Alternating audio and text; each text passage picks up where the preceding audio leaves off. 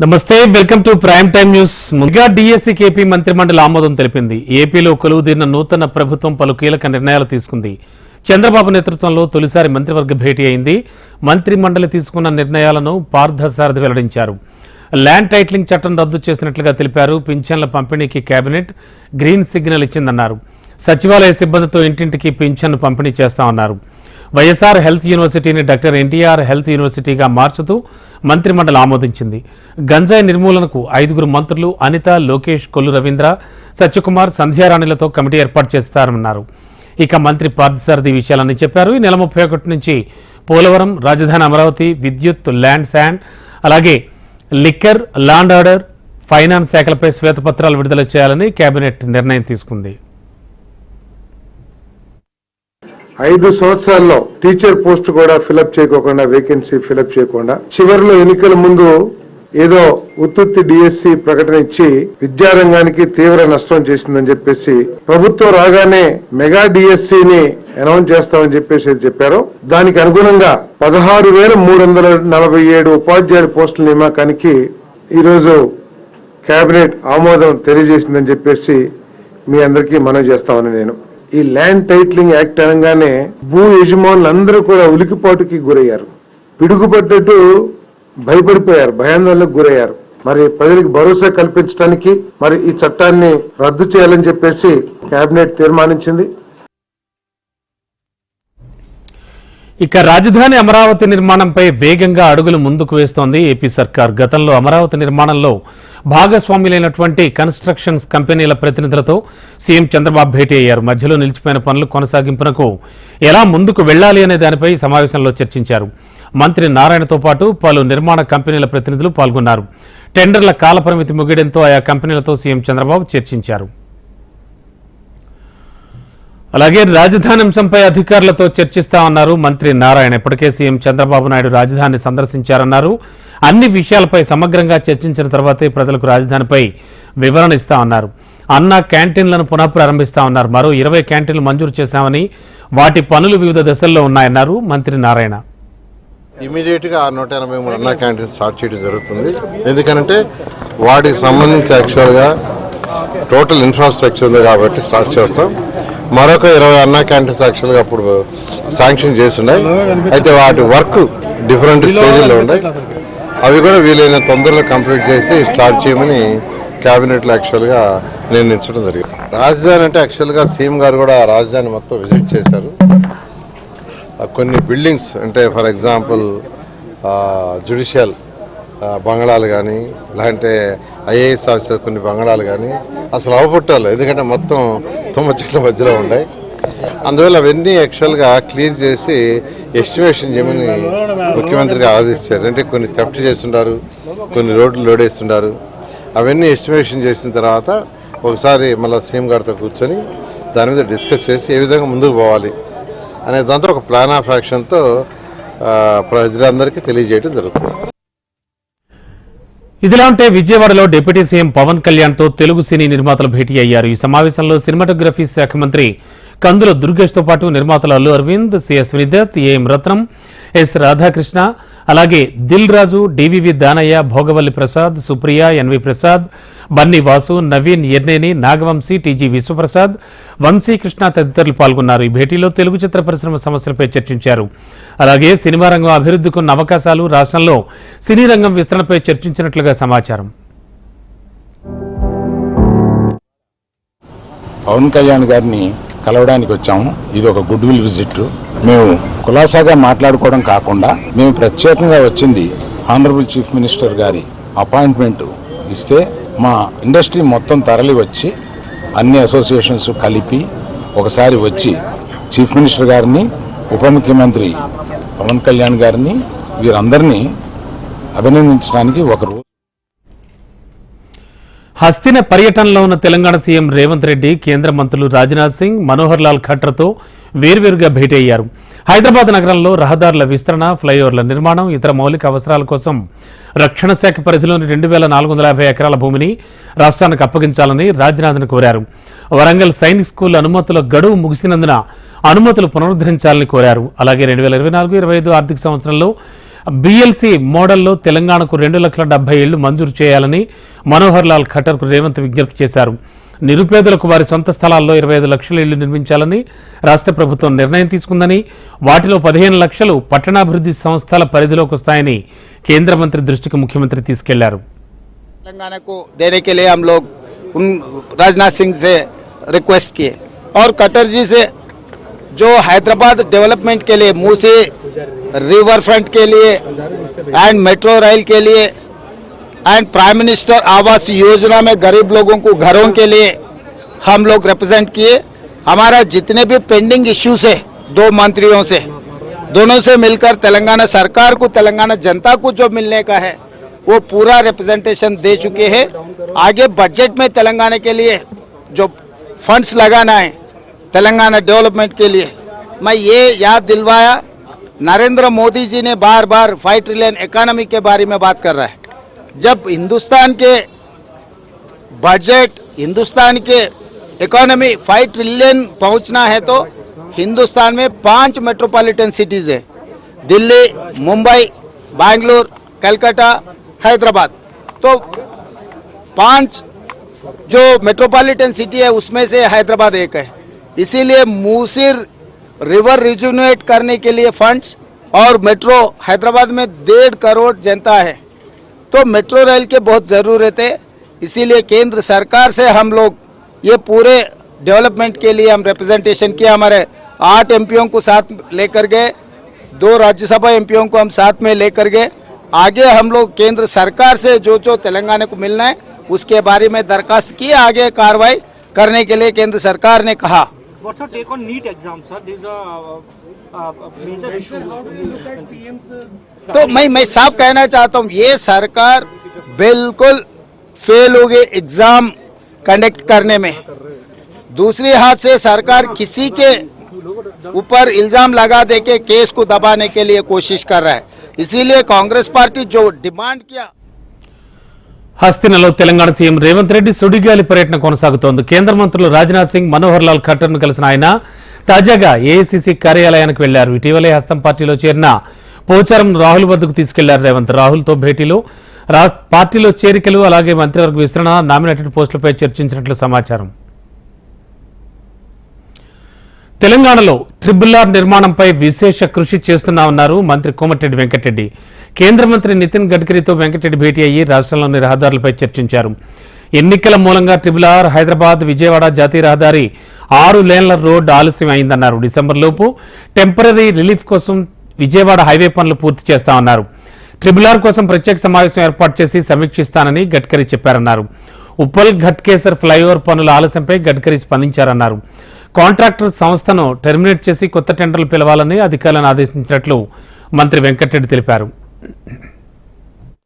దేశంలోనే ఎక్కువ ట్రాఫిక్ ఉన్న రోడ్డు, 60,000 వెహికల్స్ పర్ డే వస్తాయి.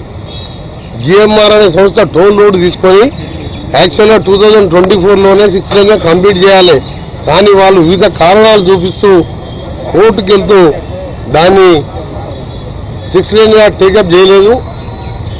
ఎన్నో యాక్సిడెంట్లు అయ్యి ఎంతోమంది చనిపోవడం, ఎంతోమంది హ్యాండిక్యాప్డ్ కావడం జరుగుతుంది. దాన్ని నేను ఎంపీగా ఉన్నప్పుడు ఆనరబుల్ మినిస్టర్ గడ్కరీ గారిని అడిగితే 375 కోట్లతో 17 యాక్సిడెంట్ స్పాట్ గుర్తించి 370 కోట్లు శాంక్షన్ చేయడం జరిగింది. శాంక్షన్ చేసిన తర్వాత 2 సార్లు జిఎంఆర్ వారు కోర్టుకు పోయింది. మళ్ళా దాన్ని క్యాన్సిల్ చేస్తే 3rd టైం మళ్ళీ టెండర్ పిలిచి నిన్ననే పనులు కూడా ప్రారంభించిన సంగతి మీ అందరికీ తెలుసు. అవి కూడా డిసెంబర్ లోప టెంపరరీ రిలీఫ్.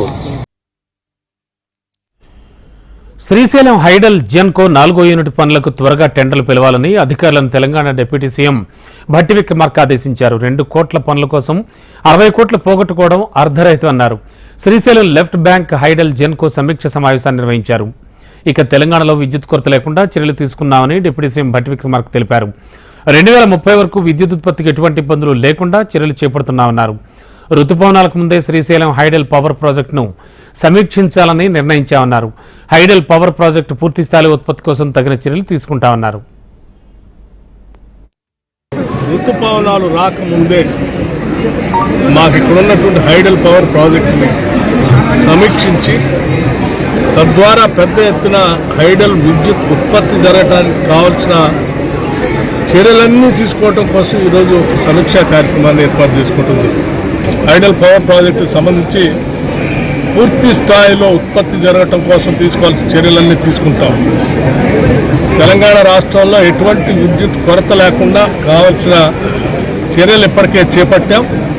భవిష్యత్తులో కూడా ఇబ్బంది లేకుండా 2029-30 వరకు కూడా కావాల్సినటువంటి విద్యుత్ శక్తికి సంబంధించిన చర్యలను తీసుకుంటాం.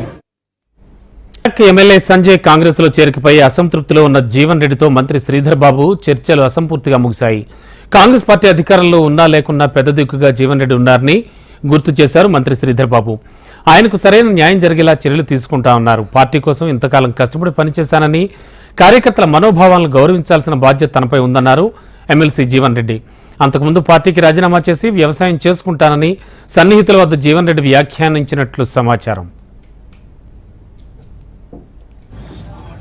మరి నిన్న జరిగిన సంఘటన విషయంలో పెద్దలు జీవన్ రెడ్డి గారు మనస్తాపానికి గురైనారని మాకు తెలియగానే మేమందరం కూడా వచ్చి మీరు తప్పకుండా కాంగ్రెస్ పార్టీ పక్షాన రాబోయే కాలంలో కూడా పార్టీకి పెద్ద దిక్కుగా ఉండాలని, ఈ విషయం అంతా కూడా కార్యకర్తలు అనేక మంది వారి మనోభావాలని, వారి పడ్డ కష్టాలని తప్పకుండా మా కాంగ్రెస్ పార్టీ అధిష్టానానికి ఈరోజు మరొకసారి ముఖ్యమంత్రి గారికి, మా ఇన్ఛార్జ్ అయిన దీపాదాస్ మున్షి గారికి, కేసీ వేణుగోపాల్ గారికి, మరి అఖిల భారత కాంగ్రెస్ పార్టీ అధ్యక్షుడు ఖర్గే గారి ముందట ఇక్కడున్న మా కార్యకర్తల నాయకులందరి మనోవేదన తప్పకుండా తెలియజేయడం జరుగుతుంది.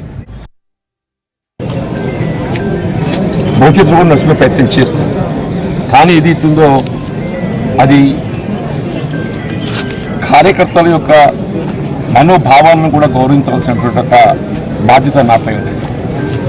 కార్యకర్తల మనోభావాలను కూడా గౌరవించాల్సినటువంటి బాధ్యత ఉన్నది. దానికి అనుగుణంగా కూడా ఆలోచించి నిర్ణయం తీసుకుంది. నేతన్నలవి ఆత్మహత్యలు కావని, ముమ్మాటికి ప్రభుత్వ హత్యలే అని బీఆర్ఎస్ వర్కింగ్ ప్రెసిడెంట్ కేటీఆర్ ఆరోపించారు. నేతన్నల ఆత్మహత్యలపై సీఎం రేవంత్ రెడ్డికి కేటీఆర్ బహిరంగ లేఖ రాశారు. ఉపాధి లేక ఉసురు తీసుకుంటున్నా ఆదుకోరా అని నిలదీశారు. కాంగ్రెస్ ప్రభుత్వంలో 10 మంది నేతన్నలు ఆత్మబలిదానం చేసుకున్నారని, ఒక్కో కుటుంబానికి 25 లక్షల రూపాయల ఎక్స్గ్రేషియా చెల్లించాలని ఆయన డిమాండ్ చేశారు. గత ప్రభుత్వంపై కక్షతో నేతన్నల ప్రాణాలు బలిపెట్టవద్దని సూచించారు. నేతన్నలకు బీఆర్ఎస్ ప్రభుత్వం చేసిన కార్యక్రమాలను కొనసాగించాలన్నారు కేటీఆర్. ప్రజల తీర్పునకు వ్యతిరేకంగా తమ పార్టీ వీడి కాంగ్రెస్ లో చేరుతున్న ఎమ్మెల్యేల అనర్హత విషయంలో సుప్రీంకోర్టును ఆశ్రయించాలని బీఆర్ఎస్ నిర్ణయం తీసుకుంది. సుప్రీంకోర్టుకు వెళ్లేందుకు న్యాయ నిపుణులతో చర్చించింది. సుప్రీంకోర్టు గతంలో ఇచ్చిన తీర్పు ప్రకారం 3 నెలల్లో అనర్హత పిటిషన్ పైన స్పీకర్ నిర్ణయం తీసుకోవాలని గులాబీ పార్టీ చెబుతోంది.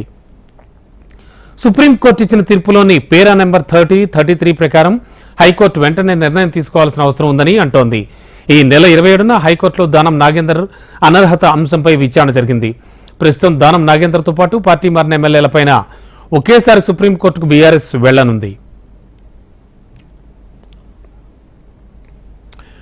ఇదిలా ఉంటే బీఆర్ఎస్ ఎమ్మెల్యేల పార్టీ ఫిరాయింపులపై ఆ పార్టీ చేస్తున్న ఆరోపణలను షబ్బీర్ అలీ తిప్పికొట్టారు. ప్రతిపక్ష నేత హోదా లేకుండా చేసింది మీరు కాదా అని ప్రశ్నించారు. మండలిలో తన ప్రతిపక్ష నేత హోదాను తొలగించలేదా అని నిలదీశారు.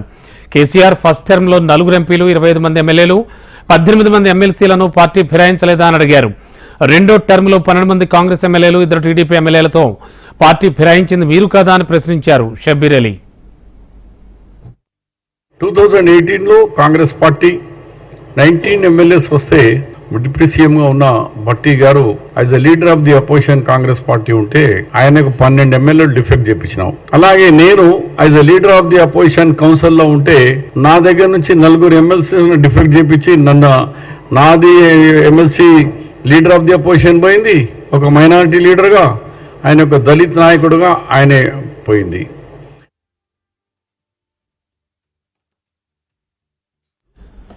సింగరేణి ఉత్తర తెలంగాణకు గుండెకాయ లాంటిదన్నారు టీజేఎస్ అధ్యక్షులు ప్రొఫెసర్ కోదండరాం. ప్రైవేట్ వ్యక్తుల కంటే సింగరేణితోనే ఎక్కువ ఆదాయం వస్తోందన్నారు. బొగ్గు గనుల వేలం నుంచి సింగరేణికి మినహాయింపు ఇవ్వాలని కేంద్ర మంత్రి కిషన్ రెడ్డిని కోరతామన్నారు. కేంద్రం వినకుంటే సింగరేణి పరిరక్షణ కోసం ఉద్యమం చేసేందుకు వెనుకాడబోమన్నారు ప్రొఫెసర్ కోదండరాం. మీరు ఆదాయమే కారణం అనుకుంటే సింగరేణి ఇప్పటికే ప్రైవేటీకరణ మార్గం ద్వారా వచ్చేదానికంటే ఎక్కువ ఆదాయం ఇస్తున్నది. బొగ్గు అభివృద్ధే కీలకం అనుకుంటే బొగ్గు అభివృద్ధికి సింగరేణి కంటే ఇతోధికంగా పాత్ర పోషించేటువంటి వాళ్ళు ఇంకొకరు లేరు. సింగరేణి ఈ ప్రాంత అభివృద్ధికి కూడా ఒక కీలకమైనటువంటి ఒక వ్యవస్థ ఆలంబనగా నిలిచింది. దీన్నన్నింటినీ దృష్టిలో పెట్టుకుని సింగరేణికి గనులను కేటాయించవలసిందే కానీ ఆక్షన్ చేయవద్దని. బొగ్గు గనులు ఉన్న వాటిని మీరు ఇప్పటికి వరకు ఇచ్చిన తాడిచెర్లను కానీ వాటిని సింగరేణికి దారాదత్తం చేయండి, సింగరేణికి ఇక్కడి బొగ్గును దవ్వే అధికారాన్ని ఇవ్వండి అని చెప్పి మేము ప్రభుత్వాన్ని కోరుతున్నాం. అన్నిటికంటే మించి కేంద్ర మంత్రి కిషన్ రెడ్డి గారికి కూడా తెలంగాణ జనసమితి తరఫున మేము విజ్ఞాపన పత్రం ఇస్తాం. మా బాధ్యతగా అక్కడితో ఆగుతుందని నేను అనుకోవటం లేదు. సింగరేణి పట్ల కొంత బాధ్యతగా వ్యవహరించాలి. అది ప్రాంత అస్తిత్వానికి పునాది అన్నాం మేము. అట్లాంటి కంపెనీ విషయంలో చాలా జాగ్రత్త పడవలసిన అవసరం ఉంది. కష్టాలను ధైర్యంగా ఎదుర్కొందామని మంచి రోజులు వస్తాయని వైసీపీ శ్రేణులకు జగన్ భరోసా ఇచ్చారు. పులివెందులలో జగన్ 3వ రోజు పర్యటన చేశారు. పులివెందులలోని బాకరాపురంలో క్యాంపు కార్యాలయంలో కార్యకర్తలు, ప్రజలు, నేతలు, ప్రజాప్రతినిధులు, మాజీ నేతలతో జగన్ మమేకమయ్యారు. అందరినీ పేరు పేరున పలకరించి వారి కష్టసుఖాలను అడిగి తెలుసుకున్నారు. ప్రతి కార్యకర్తకు వైసీపీ తోడుగా ఉంటుందన్నారు. కష్టకాలంలో కార్యకర్తలకు అండగా నిలబడాలని నేతలకు జగన్ సూచించారు. ఎవరూ అధైర్యపడొద్దని, రాబోయే కాలం మనదే అన్నారు. ప్రతి కుటుంబానికి మంచి చేశామన్నారు ఆయన. ప్రజలకు మన పట్ల విశ్వాసం ఉందన్నారు. నిరంతరం ప్రజా శ్రేయస్సుకు అనుగుణంగా అడుగులు వేయాలంటూ శ్రేణులకు ఆయన దిశానిర్దేశం చేశారు. తెలంగాణలో భారీగా ఐఏఎస్ అధికారులను బదిలీ చేస్తూ ప్రభుత్వం ఉత్తర్వులు జారీ చేసింది. 44 మంది ఐఏఎస్లను బదిలీ చేసిన ప్రభుత్వం జీహెచ్ఎంసీ కమిషనర్గా అమ్రపాలిని, ట్రాన్స్కో సీఎండీగా రొనాల్డ్ రోస్, హెచ్ఎండిఏ కమిషనర్గా సర్ఫరాజ్ అహ్మద్ను నియమిస్తూ సీఎస్ శాంతకుమార్ ఆదేశాలు జారీ చేశారు. ఇక లేబర్ కమిషనర్గా సంజయ్ కుమార్, మత్స్యకార అభివృద్ధి సంస్థ ప్రిన్సిపల్ సెక్రటరీగా సవ్యసాచి, టూరిజం స్పోర్ట్స్ డైరెక్టర్గా వాణిప్రసాద్, దేవాదాయ కమిషనర్గా శైలజారామయ్యర్ను నియమిస్తూ ప్రభుత్వం ఆదేశాలు జారీ చేసింది. ఇక ఏపీలో వాలంటీర్ల వ్యవస్థకి కూటమి ప్రభుత్వం మంగళం పాడే దిశగా నిర్ణయాలు తీసుకుంటోందని వైసీపీ మండిపడింది. ఎన్నికల ప్రచారంలో వాలంటీర్ వ్యవస్థను కొనసాగించడమే కాకుండా 10,000 రూపాయలు జీతం ఇస్తాను హామీ ఇచ్చారని గుర్తు చేసింది. కానీ పింఛన్ల పంపిణీని సచివాలయ ఉద్యోగులతో చేయాలని కేబినెట్ నిర్ణయం తీసుకుందని ఆగ్రహం వ్యక్తం చేసింది వైసీపీ. మంత్రి దామోదర రాజనరసింహతో జూడాల చర్చలు అసంపూర్ణంగా ముగిశాయి. కొన్ని డిమాండ్లపై సానుకూలంగా స్పందించినప్పటికీ ఇంకా అనేక అంశాలపై క్లారిటీ రావాల్సి ఉన్నందున యథావిధిగా సమ్మె కొనసాగుతుందని జూనియర్ డాక్టర్లు తెలిపారు. ఇక ఈ చర్చల్లో భాగంగా స్టైఫండ్కు గ్రీన్ ఛానల్పై మరోసారి చర్చిద్దామని మంత్రి చెప్పినట్లు జూడాలు వెల్లడించారు. వైద్యుల భద్రత గురించి ఇప్పటివరకు చర్చ జరగలేదన్నారు. ఈ నేపథ్యంలో పూర్తి స్థాయిలో డిమాండ్లు పరిష్కరించి ఉత్తర్వులు ఇచ్చే వరకు కూడా సమ్మె కొనసాగుతుందని జూడాలు తేల్చి చెప్పారు. మీద ఉన్నాయి కానీ మేము ఇప్పుడు ఫస్ట్ చెప్పేది ఏంటంటే మాకు ఇబ్బంది కలగొద్దు. డ్యూటీస్ చేసేటప్పుడు మాకు ఇబ్బంది కలిగితే ప్రజలకు కూడా ఇబ్బంది కలుగుతుంది. వాళ్ళ ఆరోగ్యం కోసమే ఇంత పెద్ద హాస్పిటల్ ఉంది కాబట్టి ఫస్ట్ వాళ్ళ గురించి ఆలోచిస్తే ఇన్ఫ్రాస్ట్రక్చర్ లేదు, ఒక స్ట్రెచర్ లేదు, ఒక వీల్ చైర్ లేదు, ఎమర్జెన్సీ డ్రగ్స్ ఉన్నాయి కానీ అన్ని ట్రీట్మెంట్ ఫుల్ఫిల్ గా చేసేదైతే లేదు. ఇంకొకటి డాక్టర్స్ కి సెక్యూరిటీ లేదు. ఇంకా గ్రీన్ ఛానల్ అనేది స్టైపెండ్స్ కోసం అడుగుతున్నాం. స్టైపెండ్స్ వస్తున్నాయి, ఎప్పుడు వస్తున్నాయి? ఎవ్రీ మంత్ స్ట్రైక్ నోటీస్ ఇస్తే ఆ ముందు రోజు అందరికి మొత్తం స్టేట్ వైడ్ ఒకటేసారి పడిపోతున్నాయి. అంటే అన్ని రోజులు అడిగింది రాంది జస్ట్ స్ట్రైక్ నోటీస్ ఇస్తే ఎలా పడుతున్నాయి అంటే బడ్జెట్ ఉంది కదా మీ దగ్గర, బడ్జెట్ అంటే అడిగితేనే ఇస్తారా? మా అంటే శాలరీస్ అవర్ రైట్, మేము మా హక్కు, అది ఒక పని చేస్తున్నప్పుడు వేతనం ఇవ్వాల్సింది గవర్నమెంట్ బాధ్యత. అలాంటప్పుడు ఊకే స్ట్రైక్ చేసి స్ట్రైక్ నోటీస్ ఇస్తున్నప్పుడే వస్తున్నాయంటే అది ఫాల్ట్, గవర్నమెంట్ ఫాల్ట్. అది దానికోసం ఒక జీవో చేయండి, జీవో చేసి గ్రీన్ ఛానల్ అనేది పెట్టండి. ప్రధాన డిమాండ్లు. Welcome back. 18వ లోక్సభ సమావేశాలు ప్రారంభమయ్యాయి. ఇవాళ ప్రారంభమైన లోక్సభ సమావేశాలు జూలై 3వ తేదీ వరకు కొనసాగుతాయి. నూతనంగా ఎన్నికైన సభ్యుల ప్రమాణం, నూతన స్పీకర్ ఎంపిక, ఉభయ సభలను ఉద్దేశించి రాష్ట్రపతి ద్రౌపది ముర్ము ప్రసంగం, ఆ తర్వాత ఆమె ప్రసంగానికి ధన్యవాదాలు తెలిపే తీర్మానంపై చర్చ వంటి ఉంటాయి. ఇక 2 పర్యాయాలు సంపూర్ణ ఆధిక్యంతో ప్రభుత్వాలను ఏర్పాటు చేసినటువంటి బీజేపీ ఇప్పుడు ఎన్డీఏ మిత్రపక్షాల బలంతో ముందుకు సాగుతోంది. ఇలాంటి పరిస్థితుల్లో లోక్సభ స్పీకర్ ఎవరవుతారు అనే ఉత్కంఠ నెలకొంది. తాజా రాజకీయ వాతావరణాన్ని బట్టి ఓం బిర్లానే మరోసారి కొనసాగించే సూచనలు కనిపిస్తున్నాయి. ఇక ఈ పదవి కోసం వేర్వేరు పేర్లు వినిపించిన ప్రధాని నరేంద్ర మోడీ మాత్రం ఆయన కొనసాగింపునకే మొగ్గు చూపుతున్నట్లు ప్రచారం జరుగుతోంది. ఈ మేరకు బిర్లాకు సంకేతం కూడా అందినట్లుగా బీజేపీ వర్గాలు వెల్లడిస్తున్నాయి. ఇదే జరిగితే బలరాం జాఖడ్ తర్వాత వరుసగా రెండోసారి లోక్సభ స్పీకర్గా వ్యవహరించినట్లు ఓం బిర్లా రికార్డులకు ఎక్కుతారు.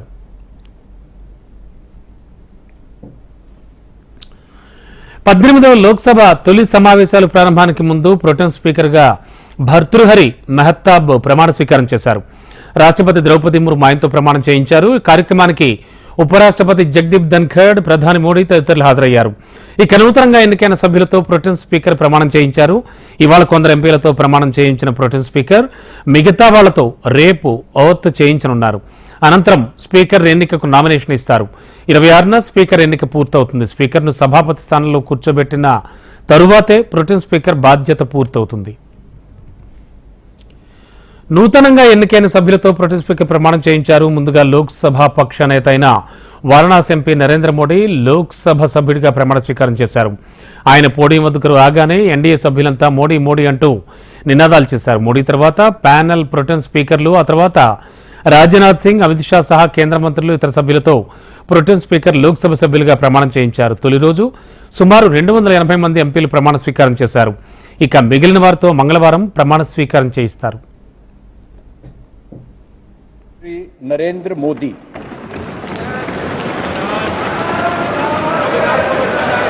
मैं नरेंद्र दामोदर दास मोदी जो लोकसभा का सदस्य निर्वाचित हुआ हूं, ईश्वर की शपथ लेता हूं कि मैं विधि द्वारा स्थापित भारत के संविधान के प्रति सच्ची श्रद्धा और निष्ठा रखूंगा. प्राइम मिनिस्टर ఇక తెలుగు రాష్ట్రాల నుంచి మోడీ 3.0 కేబినెట్ కి ప్రాతినిధ్యం వహిస్తోన్న 5గురు మంత్రులు సైతం లోక్సభ సభ్యులుగా ప్రమాణం చేశారు. తెలంగాణ రాష్ట్రానికి చెందిన కేంద్ర మంత్రులు కిషన్ రెడ్డి, బండి సంజయ్, ఏపీకి చెందిన రామ్మోహన్ నాయుడు, పెమ్మసాని చంద్రశేఖర్, భూపతిరాజు శ్రీనివాస్ వర్మ ప్రమాణం చేశారు. వీళ్లంతా తెలుగులోనే ప్రమాణం చేశారు. తెలుగు సంప్రదాయం ఉట్టిపడేలా కేంద్ర మంత్రి కిషన్ రెడ్డి పంచకట్టుతో తొలిరోజు సభకు హాజరయ్యారు. కేంద్ర మంత్రుల ప్రమాణ స్వీకారం అనంతరం ఆంగ్ల అక్షర క్రమంలో ఆంధ్రప్రదేశ్కు చెందిన ఎంపీలు ప్రమాణ స్వీకారం చేశారు. తొలుత అరకు ఎంపీ తనూజా రాణి హిందీలో ప్రమాణ స్వీకారం చేశారు. అనంతరం విజయనగరం ఎంపీగా అప్పలనాయుడు తెలుగు ధనం ఉట్టిపడేలా పంచకట్టులో వచ్చి మరీ మాతృభాషలో ప్రమాణం చేశారు. విశాఖపట్నం ఎంపీగా శ్రీభరత్, అనకాపల్లి ఎంపీగా సీఎం రమేష్, కాకినాడ ఎంపీగా ఉదయ్ శ్రీనివాస్, అమలాపురం ఎంపీగా జీఎం హరీష్, రాజమండ్రి ఎంపీగా దగ్గుబాటి పురంధేశ్వరి, ఏలూరు ఎంపీగా పుట్టా మహేష్ కుమార్, మచిలీపట్నం ఎంపీగా వల్లభనేని బాలశౌరి, విజయవాడ ఎంపీగా కేసినేని చిన్ని, నరసరావుపేట ఎంపీగా లావు శ్రీకృష్ణదేవరాయలు ప్రమాణ స్వీకారం చేశారు. బాపట్ల ఎంపీగా తెన్నేటి కృష్ణప్రసాద్ సంస్కృతంలో ప్రమాణ స్వీకారం చేశారు. ఒంగోలు ఎంపీగా మాగుంట శ్రీనివాసులు, నంద్యాల ఎంపీగా బైరెడ్డి శబరి, కర్నూలు ఎంపీగా బస్తిపాటి నాగరాజు, అనంతపురం ఎంపీగా లక్ష్మీనారాయణ, హిందూపురం ఎంపీగా పార్థసారథి, నెల్లూరు ఎంపీగా వేమిరెడ్డి ప్రభాకర్ రెడ్డి, తిరుపతి ఎంపీగా గురుమూర్తి, రాజంపేట ఎంపీగా మిథున్ రెడ్డి, చిత్తూరు ఎంపీగా ప్రసాద్ రావులతో పాటు ప్రొటెం స్పీకర్ ప్రమాణ స్వీకారం చేయించారు. కడప ఎంపీ వైఎస్ అవినాష్ రెడ్డి సభకు రాకపోవడంతో ఆయనకు రేపు మరోసారి అవకాశం ఇవ్వనున్నారు. తెలంగాణ ఎంపీలు రేపు ప్రమాణ స్వీకారం చేస్తారు. నీట్ యూజీ పరీక్ష దేశవ్యాప్తంగా దుమారం రేపుతోంది. పరీక్ష ప్రశ్నపత్రం లీకేజ్, పరీక్ష నిర్వహణలో అవకతవకలు జరిగాయంటూ పెద్ద ఎత్తున ఆందోళనలు వ్యక్తమవుతున్నాయి. ఈ అంశంలో విపక్ష నేతలు ప్రభుత్వంపై తీవ్రస్థాయిలో మండిపడుతున్నారు. అయితే తాజాగా నీట్ వ్యవహారం పార్లమెంటుకు చేరింది. కేంద్ర విద్యాశాఖ మంత్రి ధర్మేంద్ర ప్రధాన్ లోక్సభ సభ్యుడిగా ప్రమాణం చేసేందుకు వెళ్తున్న సమయంలో సభలో ప్రతిపక్ష సభ్యులు నీట్ నినాదం చేశారు. నీట్ నీట్ నీట్ అంటూ వాళ్ళంతా నినదించారు.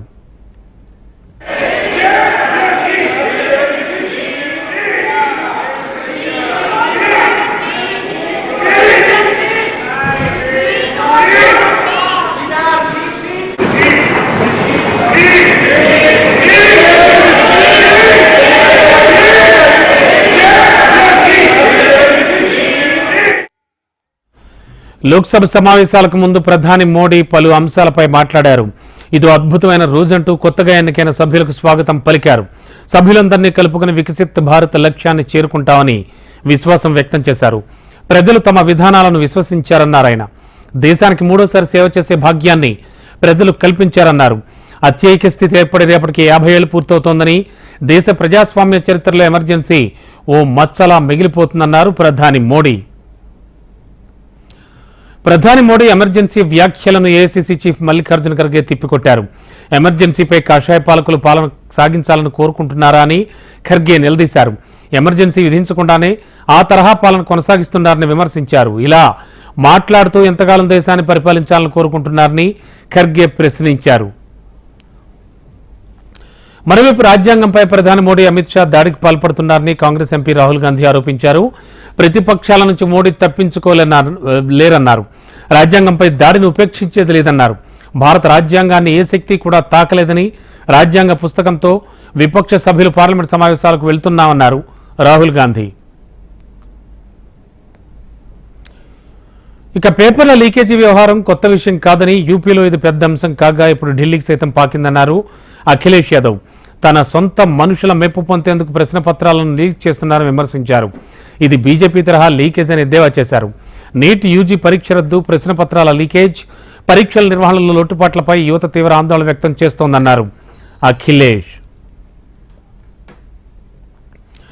ఇక ఢిల్లీ నీటి వాటాను హర్యానా రిలీజ్ చేసే వరకు ఆమరణ నిరోధక దీక్షను విరమించేది లేదంటూ ఆ రాష్ట్ర నీటిపారుదల శాఖ మంత్రి అతీషి తెలిపారు. అతీషి చేపట్టిన దీక్ష 4వ రోజుకు చేరుకుంది. ఆమెకు వైద్య పరీక్షలు నిర్వహించిన వైద్యులు ఆమె ఆరోగ్యం క్షీణిస్తోందని పేర్కొన్నారు. వెంటనే ఆసుపత్రిలో చేరాలని కోరారు. తన శరీరం ఎంత కృషించినా హర్యానా నీటిని విడుదల చేసే వరకు కూడా నిరాహార దీక్ష ఆపేది లేదని ఆమె స్పష్టం చేశారు. సుప్రీంకోర్టులో ఢిల్లీ సీఎం కేజ్రీవాల్కు చుక్కెదురైంది. బెయిల్పై ఢిల్లీ కోర్టు విధించిన స్టేపై కేజ్రీవాల్ చేసిన సవాల్ పిటిషన్ను హైకోర్టు తీర్పు తర్వాతే విచారిస్తామని స్పష్టం చేసింది ధర్మాసనం. లిక్కర్ పాలసీ కేసులో ట్రయల్ కోర్టు ఇచ్చిన బెయిల్పై ఢిల్లీ హైకోర్టు నెల 21న స్టే విధించింది. విచారణ అనంతరం తీర్పు రిజర్వ్ చేసింది. దీంతో బెయిల్ స్టేపై సుప్రీంను ఆశ్రయించారు కేజ్రీవాల్. పిటిషన్ విచారించిన సుప్రీంకోర్టు హైకోర్టు ఆర్డర్ ఇచ్చే వరకు ఆగాలని తెలిపింది. తదుపరి విచారణ నెల 26కు వాయిదా వేసింది. ఇవి బులెటిన్ విశేషాలు చూస్తూనే ఉండండి. హెచ్ఎం టీవీ వార్త ఆగదు, నిజం దాగదు.